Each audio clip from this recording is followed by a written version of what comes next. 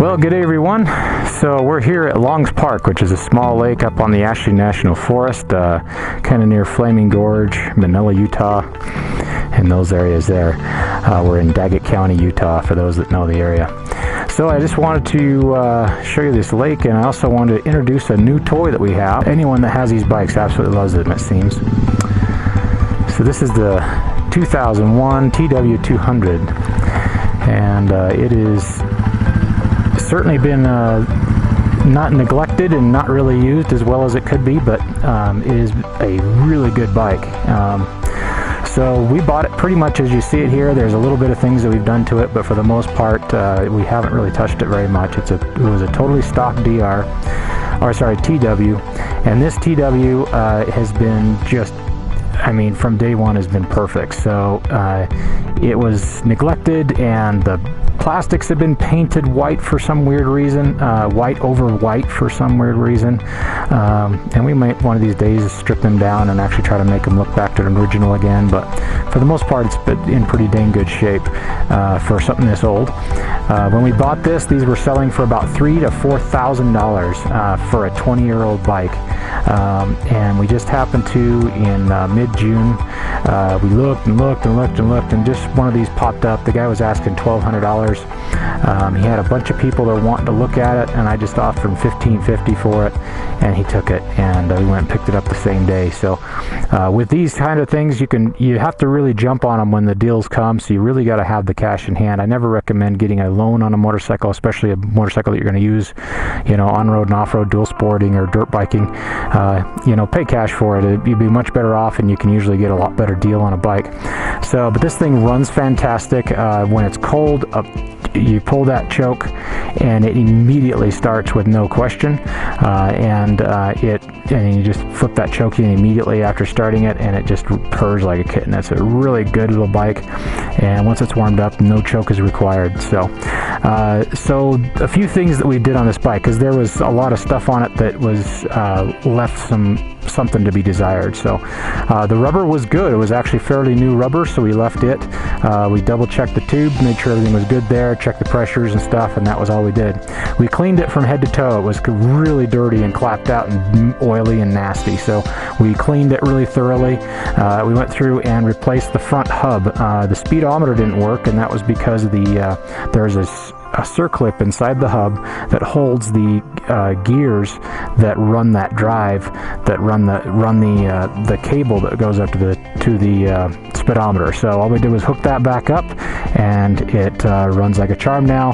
And the brakes are drum brakes, which I'm not a huge fan of, and these squeak a little bit, but as we're using it more and more, they're getting better and better, and so over time we'll probably get them dialed in really good. But you know, this is the last year that they did the drum brakes on this bike, so maybe one of these days we'll swap out and put disc brakes on the front, but it's not that big a deal. The braking is plenty powerful for this kind of bike. Most of what we use this for is for off-road. We do very little on-road with this bike, but you know, my daughter's probably going to use it to run around town, but that's about it. So so this is a great little bike. We went ahead and replaced the chain and sprockets, and actually looking at it, we probably need to go ahead and tighten up that chain just a tiny bit. This is a new chain of sprockets, and it probably needs to be tightened. I'll have to take a look at that gap when we get back home. So both front and rear sprockets are brand new. Those are JT sprockets, and then we did a DID chain on there, just an O-ring chain. As far as the bars go, we replaced the handlebars, which is some basic Tusk 7/8 inch bars. We put new grips on them, the new dual composite grips from Tusk, and they've worked out quite well. We've put and it didn't have any lights, mirrors on it, so I put the stock headlights that I had on it, or rear mirrors on it, and we put these little blind spot mirrors that were really convenient. They're $20 on Amazon, really good way to go. And then we put the Tusk wraparound handguards. I really like these handguards. They're really tough and they're by far the cheapest high quality handguards I've been able to find. So doing really good. This is just an old Cortec bag we threw on just so we have some storage, and this is an old giant loop bag that came with my panniers for my DR. We went ahead and replaced the foot pegs because they were the small ones and they were smashed up pretty bad. Same with the brake lever, or sorry, the shifter lever. Replaced that because it was in really bad shape. But this Tusk one looks a lot better, and it also functions a lot better. On this side here, we went ahead and again the foot pegs. This one actually has the kickstart, which I absolutely love, and it kicks over really easy. And of course, it still has the push button start. So having both those capabilities is really convenient. And really, that's it. Other than just basic tuning and stuff, the carburetor, we just did a really brief clean on that. We didn't even pull it out of the bike.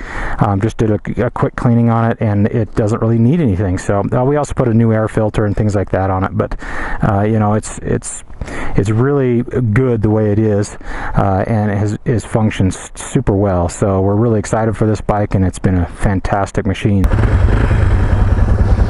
Alrighty, should we go? All right, let's do it.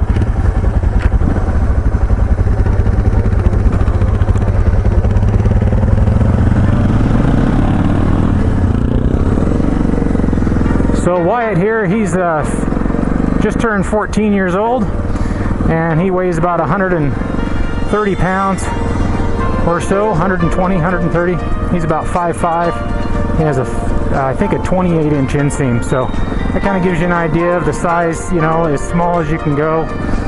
He's about the right size for that bike. It really is a good size for him. He can throw it around no problem, and it's really quite confidence inspiring. So you know, and this right here is a pretty sandy area. My back end is swirling around quite a bit, especially if I hit the throttle. And for him, he just charges through it like it's nothing. So I think if there's really an argument against the TW, that is, it throws a whole lot of dust, and it teaches some bad habits if you're not careful. So something we're really trying to reinforce with Wyatt and with my wife and stuff is that bike is extremely capable, and because of that, you can end up learning some pretty bad habits, because you don't have to have proper body positioning in the sand and in slick conditions. We're going to have some rain here pretty quick, but so you really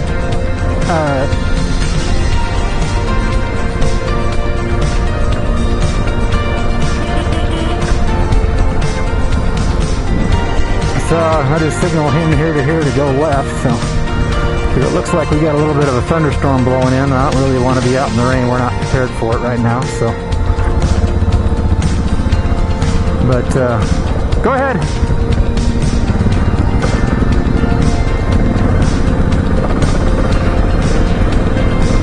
So this 200cc motor. So this is a Yamaha motor they used for a whole lot of years. Still using it today. I think it was 1984. I think is when they started using it. They made very little changes to the motor over the last 40 years, basically. So pretty amazing life. I don't know if it's the longest used motor on a motorcycle. It's got to be close to definitely one of the most used.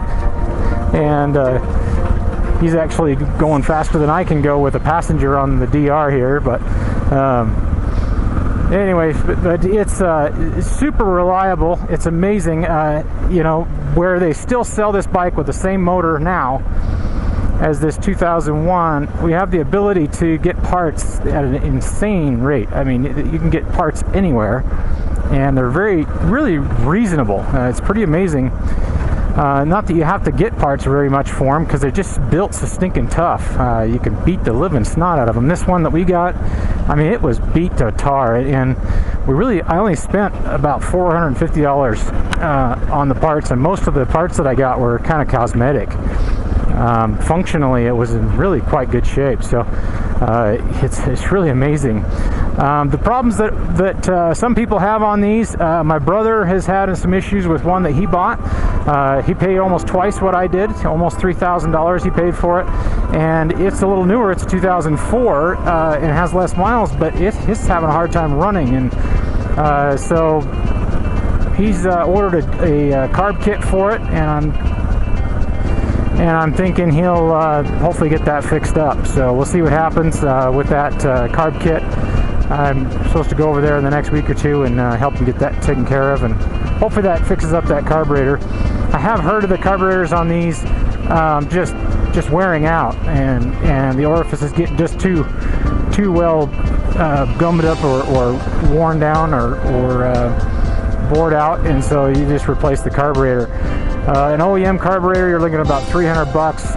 Electron, believe it or not, makes a carburetor, or at least they did a while back for them.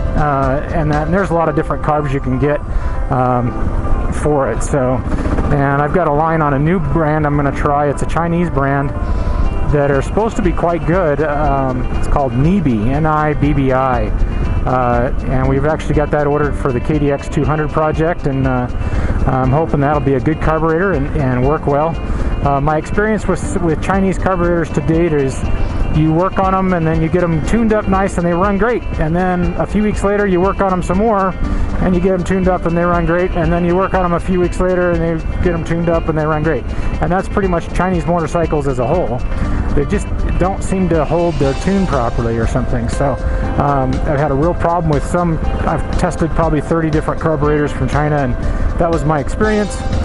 These are a little bit more expensive, but still it's like $85 for a complete carburetor, which is far better than the $400 to $500 you're looking for Electron or for an OEM. So I'm hoping those will be good, and hopefully I can do a video on those here pretty soon, showing you how good or bad they are. So we'll see how it goes.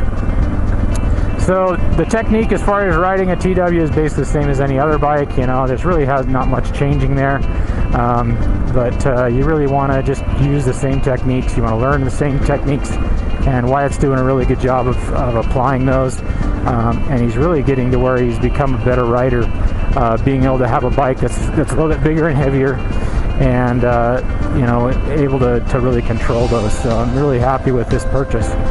I hope you enjoy this TW and like we have, and if you have any questions, please post them down in the comments. I'd love to hear your thoughts on the TW and comparable bikes, and we'll see you guys on the trails.